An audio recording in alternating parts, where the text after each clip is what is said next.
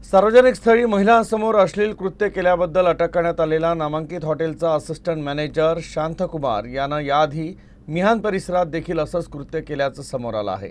Viral झालेला video पाहिल्यानंतर आणखी एका पीडितेनं नागपूरच्या बेलतोडी पोलीस ठाण्यात गुन्हा दाखल केला।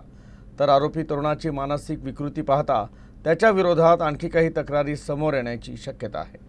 सोमवारी बजाजनगर पोलिसांनी शांतकुमार विरुद्ध गुन्हा दाखल केला आणि सार्वजनिक ठिकाणी अश्लील कृत्य केल्याबद्दल त्याला अटक केली होती। रविवारी रात्री कारागृहासमोरील फुटपाथवर बसलेल्या महिलांसमोर शांतकुमारनं हा संतापजनक प्रकार केला होता आणि तो व्हिडिओ व्हायरल देखील झाला होता। मात्र हा व्हिडिओ पाहून दुसऱ्या एका पीडितेनं बेलतोडी पोलीस ठाण्यात व्हिडिओबाबत तक्रार दाखल केली।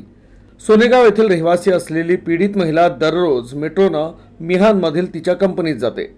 शांतकुमार हा मेट्रो स्टेशनवर अश्लील कृत्य करायचा आणि पळ काढायचा। हा क्रम 3 फेब्रुवारीपासून सुरू होता। मात्र बदनामीच्या भीतीनं ही महिला पुढे आली नव्हती।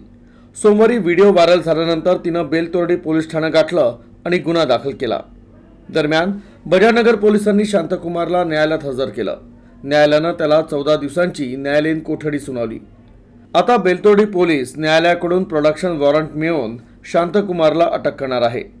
तसंच पोलीस शांतकुमार काम करत असलेल्या नामांकित हॉटेल व्यवस्थापनाची आणि भरती प्रक्रियेची चौकशी करणार आहे। कदाचित नामांकित हॉटेल व्यवस्थापनाला आरोपीचा गुन्हेगारी रेकॉर्ड सापडला नसल्याचा पोलिसांना संशय आहे। आतापर्यंतच्या पोलीस तपासात आरोपीच्या मोबाईलमध्ये अनेक आक्षेपार्ह क्लिपिंग्स देखील आढळून आले आहे।